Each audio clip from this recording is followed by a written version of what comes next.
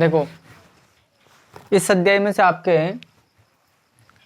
4 number के प्रश्न आएंगे। वो किस प्रकार से आएंगे एक बार इधर देख लो कि जैसे आपका 4 नंबर के प्रश्न आएंगे। 4 नंबर में से 2 टाइप के आपके प्रश्न हैं कि एक तो है अति लघु उत्तरात्मक यानी कि 1 अंक वाले, और इसमें एक है 2 अंक के। इसमें आपके 2 प्रश्न आएंगे। 2 प्रश्नों में एक तो आएगा आपके ऑप्शंस में और एक आएगा आपके रिक्त स्थान में। तो इस प्रकार से 1 नंबर का ये आएगा, 1 नंबर का यानी 2 नंबर तो यहां से हो गए। 2 नंबर के लिए आपको एक बड़ा प्रश्न करना पड़ेगा परमे में से। प्रश्नावली आपकी है त्रिभुज वाली। अब देखिए इसमें किस प्रकार से इसको करना है। बिल्कुल ज्यादा दिमाग पे लोड ना लेना है, थोड़ा सा इसको समझना है। इसको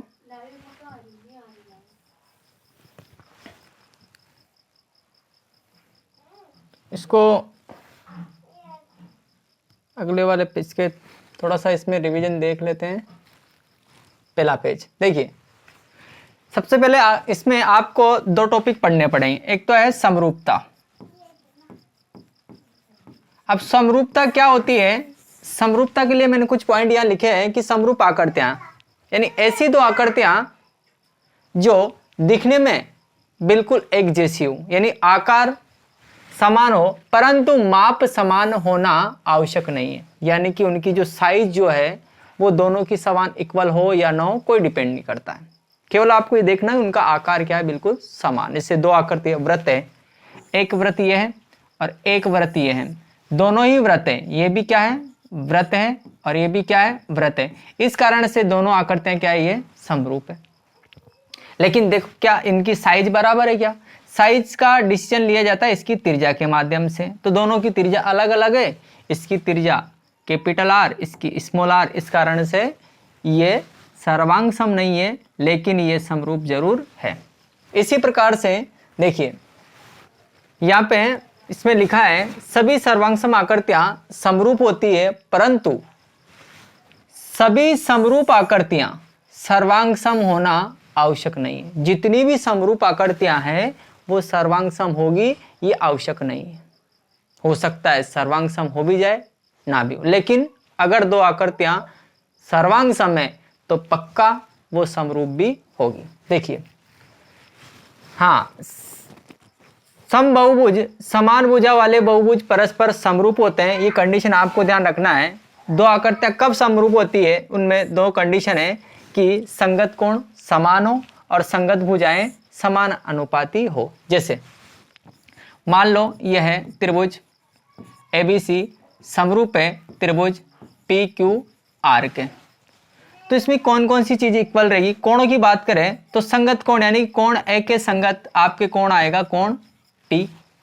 इसी प्रकार कोण B के संगत कोण आएगा Q और कोण C के संगत आएगा कोण R। यानी कि ये वाले कोण आपस में बराबर रहेंगे और संगत भुजाएं समान अनुपाती होगी, समान अनुपात में रहेगी। उनका अनुपात हमेशा एक जैसा रहेगा। कैसे निकालते हैं?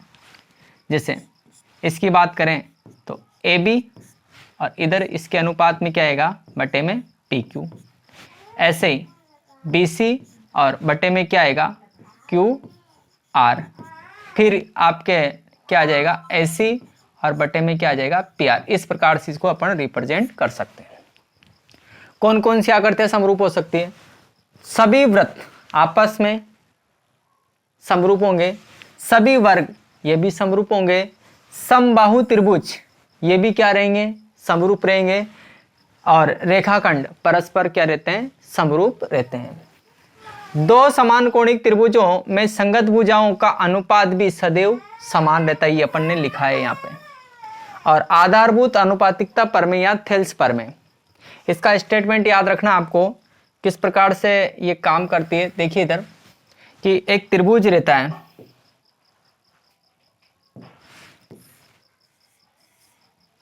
ये त्रिभुज एक, इस त्रिभुज में एक रेखा इस प्रकार से खींच दी जाती है तो इसकी जो परम है वो कैसे काम करती है कि किसी भी त्रिभुज में एक भुजा के समांतर एवं दो भुजाओं को प्रतिच्छेद करते हुए एक रेखाखंड खींचा जाता है।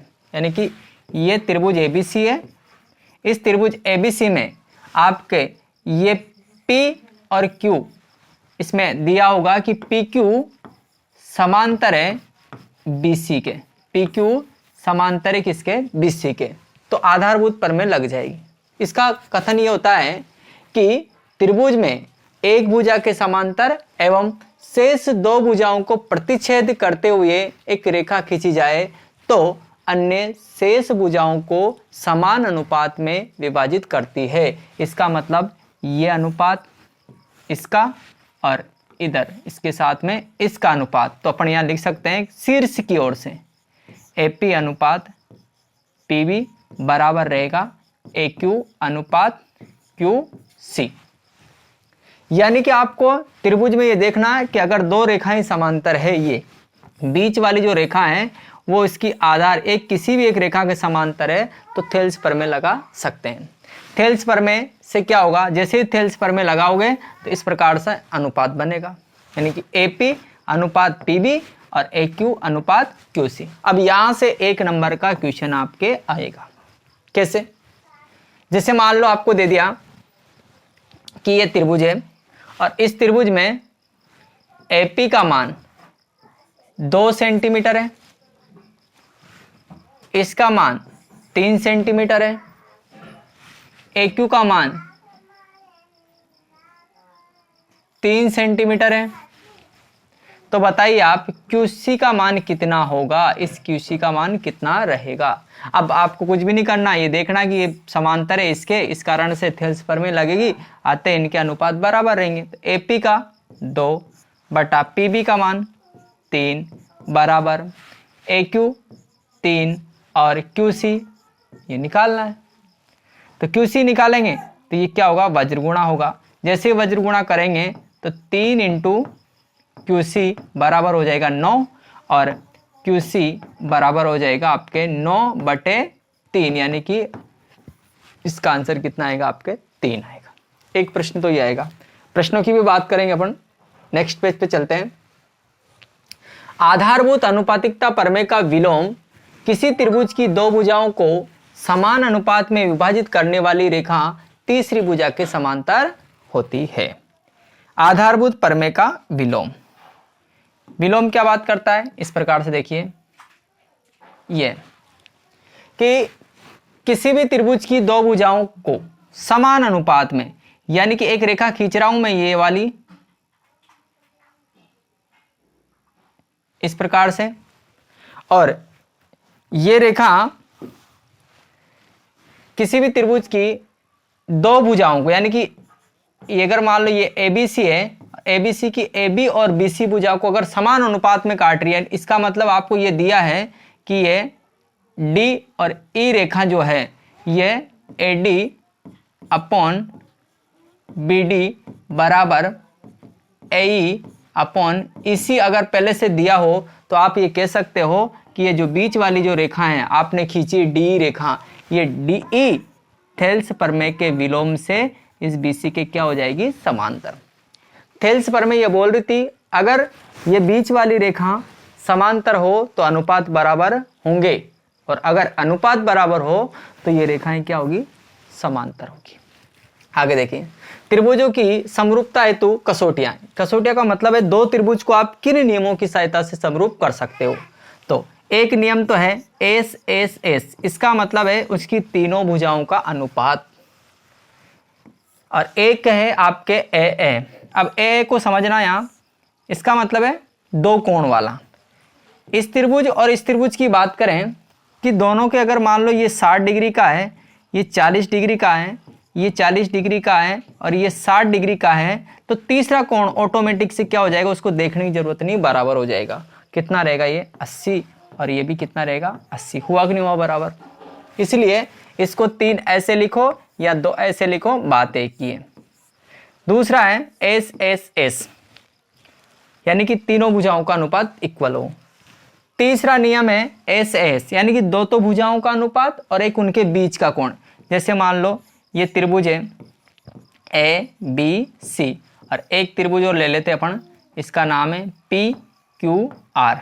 अगर इनके यहाँ के बीच का कोण और इसके बीच का कोण बराबर है, तो इसमें जो अगर मान लो आपको दिया है कि इसका अनुपात ए बी अनुपात पी क्यू बराबर हो ए सी अनुपात, इसको आप आर करोगे पी आर, और इसके बीच का कोण यानी कोण ए कोण पी के बराबर हो, तो दोनों त्रिभुज क्या रहेंगे, समरूप रहेंगे। आगे देखें, अब कुछ क्वेश्चंस हैं बिल्कुल सिंपल। आपको समरूपता के लिए क्या आवश्यकता है, कसौटियां वो ध्यान रखना है। दो त्रिभुज अगर समरूप होते हैं तो उनके संगत कोण संगत भुजाओं का अनुपात बराबर होता है। देखिए, दो बहुभुज समरूप होंगे यदि संगत कोण क्या हो, बिल्कुल समान हो। बिल्कुल राइट बात है, सही बात बोल रहा है। बे वाला ऑप्शन संगत भुजाएं समान अनुपाती, ये भी सही। अगर दोनों ऑप्शन सही है तो ऐसा हो नहीं सकता है, तो अपन तीसरा ऑप्शन चेक करेंगे, दोनों ए तथा बे, बिल्कुल से वाला ऑप्शन आपका क्या रहेगा, करेक्ट आंसर रहेगा। तो इसका क्या आंसर रहेगा, से करेक्ट। अगला, निम्न में से त्रिभुजों के लिए समरूपता कसौटी नहीं है, इस पे फोकस करना आपको, नहीं है। तो ए ये भी होता है बिल्कुल। दूसरा एस एस यानी दो भुजाओं का अनुपात बीच का कोण, ये भी सही है। तीनों भुजाओं का अनुपात बिल्कुल सही है। तो ये कौन सा, ये वाला आपका गलत आंसर, यानी कि ये आपका दे वाला ऑप्शन बिल्कुल क्या रहेगा, सही रहेगा। अगला, किस प्रकार के त्रिभुज सदैव समरूप होंगे, किस प्रकार के त्रिभुज, बहुत सारे प्रकार के होते हैं, समद्विबाहु त्रिभुज होते हैं, समबाहु होते हैं, विषमबाहु होते हैं, लेकिन एक शब्दायता, देखिए एक शब्दायता सबसे पहले अपन ने यहाँ देखा था कि कौन से त्रिभुज इसमें था, देखिए ये वाले यहाँ लिखा था अपन ने, समबाहु त्रिभुज। कौन से त्रिभुज, समबाहु त्रिभुज क्या रहेंगे आपके, समरूप होंगे। तो समबाहु त्रिभुज देख लो ऑप्शन में, ये समबाहु त्रिभुज आपके समरूप होते हैं। आगे देखिए, हाँ संलग्न आकृति में पक्का डेफिनेटली एक प्रश्न यहां से इस प्रकार का आपको मिलेगा ही मिलेगा। आकृति दिख रही है आपको, ये वाली आकृति है। इस आकृति में बिल्कुल ध्यान से देखिए, पहचानना आपको कि आधारभूत परमें लग रही है या नहीं लग रही। परमें क्या बोलती है कि कोई सा भी त्रिभुज होता है, अगर उसकी एक भुजा के समांतर दो भुजाओं को काटते हुए रेखा खींचे, देखो एक भुजा के समांतर दो भुजाओं को काटते हुए रेखा खींचे तो उसके अनुपात बराबर आपको करने। देखो संलग्न आकृति में DE समांतर BC, ये आपका BC है यहां से यहां तक, और ये आपके DE है। समांतर है, समांतर देते आपके थेल्स पर में लग जाएगी कि त्रिभुज ABC में आपको क्या दिया है, ये वाला दिया है थेल्स पर में से, यानी आधारभूत अनुपातिकता पर में से। थेल्स पर में क्या कहता है कि इसके अनुपात क्या रहेंगे, बराबर। अनुपात आपसे क्या पूछा, EC की लंबाई, E से C की लंबाई, मैंने बोला था इस प्रकार से आपको कोई सा भी एक भाग छोड़ दिया, चार हिस्से हो रहे, आपको इसमें लिखना है कि AD अपॉन BD, इधर वाला अनुपात AE अपॉन क्या करना है AC, मान रख देना। मान रखोगे आप जैसे, तो ये 1.5 अपॉन 3 और इधर 1 अपॉन EC को EC रहने दो, वज्र गुणा कर लो। वज्र गुणा करोगे तो 1.5 इंटू EC इक्वल टू 3, इधर से इधर गुणा हो जाएगा। तो इसका भाग देंगे तो EC का भाग 3 में 1.5 का भाग, जिसको देना नहीं आता है पॉइंट हटाओ, 10 लग जाएगा ऊपर, यानी कि 30 में 15 का भाग कितनी बार, 2 बार। 2 कहाँ का, ऑप्शन नंबर ए आपका क्या है, बिल्कुल सही है। आप इसको डायरेक्ट कर सकते हो अगर ऑप्शन में आए तो, 1/3 सॉरी 1.5/3 और 1/EC, डायरेक्ट अनुपात लिख के मान निकाल लेना। नेक्स्ट क्वेश्चन ये वाला, निम्न में से कौन सा कथन असत्य है। अब असत्य का मतलब तो यह है कि अगर दो त्रिभुज समरूप है तो इनकी संगत भुजाओं का अनुपात बराबर होगा और संगत कोण बिल्कुल बराबर होंगे। अब आपको असत्य ढूंढना, सत्य की बात नहीं, पहले आप सत्य देख लो, जो बचेगा वो सत्य बच जाए। सत्य कि कोण C, कोण R, कोण C कोण R, बिल्कुल ये तो सत्य है, असत्य देखना पड़ो। दूसरा BC बराबर QR, ये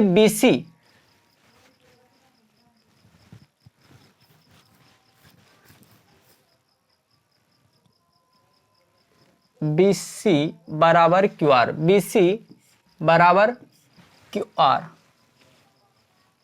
नहीं, थोड़ा सा इसमें यहाँ पे चिन्ह परिवर्तन करना कि इसमें ये जो है वो है सर्वांगसम, कि त्रिभुज ऐसा ही है ABC सर्वांगसम है त्रिभुज PQR के, सर्वांगसम वाली कंडीशन है। तो असत्य कथन ढूंढेंगे इसमें, तो ये तो आपका बिल्कुल सत्य हुआ। कोण वाला भी देख लो, B और Q, बिल्कुल ये भी सही हुआ। BC बराबर QR, ये भी बिल्कुल सही हुआ। ये देखो कि AC और QR बराबर है क्या, कि AC का संपर्क PR के साथ होना चाहिए, AC का संपर्क QR के साथ हो रहा है, जो कि क्या है आपके गलत, यानी कि ये वाला आंसर आपका असत्य है। इसको चेंज कर लेना, ये क्या है त्रिभुज ABC सर्वांगसम है। क्या है इसको क्या बोला जाता है, सर्वांगसम, क्या बोला जाएगा, सर्वांगसम। नेक्स्ट क्वेश्चन, अगला ये वाला बढ़िया प्रश्न है जो आपके 2 नंबर में आने के बिल्कुल पूरे इसके चांस बनते हैं। देखिए ABCD एक समलंब है। समलंब की बात आए तो समलंब चतुर्भुज क्या होता है, ऐसा चतुर्भुज जिसका एक जोड़ा क्या हो, समांतर हो, क्या कहलाता है वो, समलंब चतुर्भुज कहलाता है। कि ABCD एक समलंब है जिसमें AB समांतर CD है। तो अपन क्या करते हैं, इसमें एक आकृति बनाते हैं। आकृति बनाएंगे तो इस प्रकार से आकृति बनेगी, ये ABCD एक समलंब है, ABCD समलंब, यानी AB समांतर CD अपन ने कर लिया। असमांतर भुजाएं AD और BC कर्मशः बिंदु, यानी AD का नाम पहले आया तो AD पर क्या है E, और इस पर F, BC पर क्या है F। इस प्रकार स्थित है कि EF, ये लाइन बनेगी EF भुजा AB के समांतर है, यानी इन दोनों में संबंध दे रखा। अब भुजा AB के समांतर है तो दर्शाइए, क्या सिद्ध करना है। तो ऐसी कंडीशन में आपको सबसे पहले लिखना है दिया है। क्या लिखोगे, दिया है। दिया है में कैसे लिखोगे कि ABCD एक क्या है, ये समलंब, क्या है, समलंब चतुर्भुज है। ABCD एक समलंब चतुर्भुज है जिसमें क्या दे रखा आपको कि एक तो दे रखा है AB समांतर CD, ये दूसरी चीज EF, ये समांतर है किसके हैं, AB के, ये भी उसने बाद में दिया। देखो EF AB के क्या है, समांतर, 2 चीजें आपको दे दी। अब आपको सिद्ध करना है, तो अगला टॉपिक जमाओगे आप, सिद्ध करना है। सिद्ध करना है, क्या सिद्ध करना है, आपको सिद्ध करना है कि AE upon AD equal to BF upon FC। ये अनुपात देखो, AE अपॉन AD BF। अब ये एक त्रिभुज की अगर भुजा होती है तो मैं अनुपात बराबर कर सकता हूं। तो हम क्या करेंगे, रचना करेंगे। इसमें क्या करेंगे, रचना कैसे की जाएगी, इस वाले इसको यहां से मिला दिया जाएगा, ये रचना होगी। रचना होते ही मान लो ये O पॉइंट पर क्या करता है, प्रतिच्छेद करता है। तो यहां लिखेंगे रचना में BD को मिलाया, BD को मिला लिया। चलो आगे उत्पत्ति, जब उसकी उत्पत्ति करेंगे तो देखिए इधर उत्पत्ति कैसे करेंगे। तो सबसे पहले आप इसकी बात करें कि त्रिभुज, उत्पत्ति में एक त्रिभुज लेंगे ABD त्रिभुज ले रहे हैं। अब इस त्रिभुज में आपको पता है कि आपको दिया था कि EF समांतर है AB के। कहां से लिखा भाई, आपने दिया है, पर मेरे को EO चाहिए। आते करके आप ये लिख सकते हो कि EO समांतर है AB के। जब आपको त्रिभुज में मैंने बताया कि ऐसा सिस्टम नजर आता है कि ये भुजा समांतर हो तो ये थेल्स पर में लगेगी। यहाँ लिखेंगे अपन थेल्स परमे से, किससे? थेल्स परमे से। थेल्स परमे से क्या होगा? अनुपात बराबर हो जाए, शीर्ष की ओर से लेंगे ED upon EA equal to DO upon OB, समीकरण नंबर 1। इधर इसी प्रकार से दूसरा त्रिभुज लेंगे, दूसरा BCD त्रिभुज BCD। इस त्रिभुज में क्या दिया है कि आपको ये EF जो समांतर है CD के, क्योंकि आपको दिया था कि AB समांतर CD और AB समांतर EF, तो आप इस EF को CD के भी समांतर लिख सकते हो, तो थेल्स पर में लग जाएगी। वही शीर्ष की ओर से आप इधर से लिखोगे BF अपॉन, अनुपात लिखना स्टार्ट करेंगे यहाँ से, BF अपॉन FC, और इधर BO अपॉन DO। अब BO DO ये ऊपर नीचे इसको थोड़ा सा क्या करेंगे अपन, परिवर्तन करेंगे, तो ये BF अपॉन FC, तो ये हो जाएगा DO अपॉन PO, सॉरी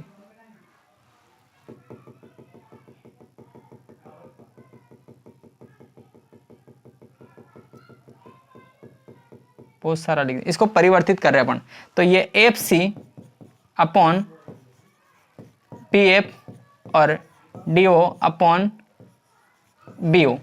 अब ये समीकरण नंबर 2, 1 और 2 को आप गौर से देखिएगा कि अगर इनके एक पक्ष बराबर हो तो दूसरा भी क्या हो जाता है? बराबर हो जाता है। तो अपन दूसरे पक्ष को बराबर कर देंगे, बराबर करेंगे तो ये आएगा ED अपॉन EA बराबर FC अपॉन BF। लेकिन क्या सिद्ध करना है जो था वो इसके बिल्कुल सेम है क्या? BF तो नीचे आ रहा, BA और FC ऊपर आ रहा, एक दूसरे, तो इसको भी क्या कर दे अपन, परिवर्तित कर दे। परिवर्तित करेंगे तो ये आ जाएगा आपके AE ED और ये BF अपॉन FC। इस प्रकार से ये सिद्ध हो जाएगा, 2 नंबर में इक्वेशन आ जाएगा आपके। अगला प्रश्न आपको ये करना है, इसको मैं थोड़ा सा अलग से लिख देता हूँ। ये जो है ये इस प्रकार से है कि AO अपॉन BO और CO अपॉन DO, इस प्रकार से ये। तो दर्शाना है कि ABCD एक समलंब है। आपके लिए प्रैक्टिस है, मैं चित्र बना देता हूँ आपको इस प्रकार से कि ये आकृति आपको दे रखी है और उसने दिया है कि चतुर्भुज ABCD के विकर्ण परस्पर प्रतिच्छेद करते हैं।